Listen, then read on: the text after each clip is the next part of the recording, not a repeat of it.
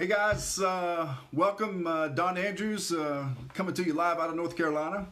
Welcome to the next installment of If We Only Knew. You know, it's here we're on a journey to inspire, motivate, and make changes to ourselves, you know, just to become a better version of ourselves, right?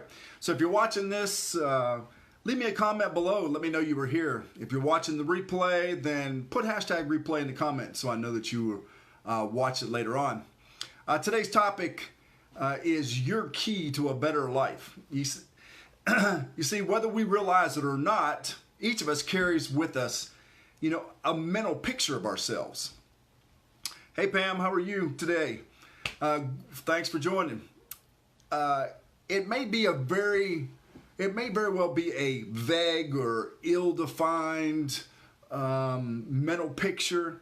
And it may not even be recognizable at all to yourself, but it's there. This self-image is our own concept of the sort of person that you are, and it has been built from your own belief about yourself, right? These self-images and beliefs have been formed from your past experiences, from successes and failures you have had, humiliations or triumphs in life. And really, it has a lot to do with the way other people have reacted to us in life as well.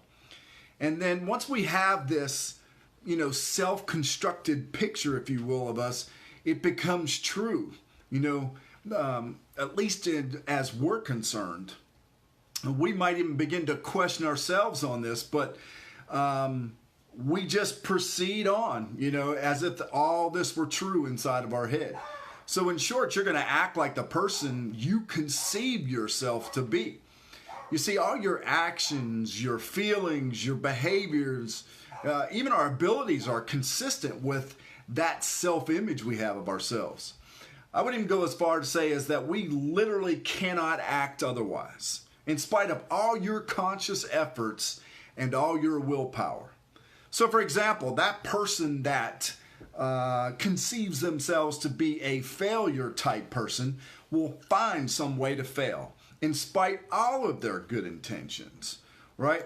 The self-image is that foundation which your personality, your behavior, and even your circumstances are built.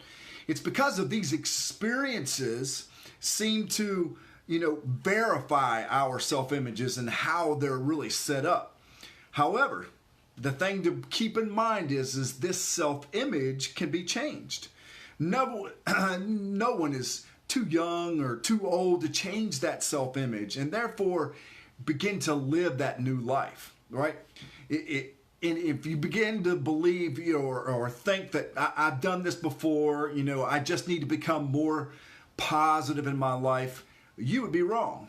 And I say that because most people use that power of positive thinking on external things in their life, but they neglect to use it on their self, right? That's where the self-image stuff comes in.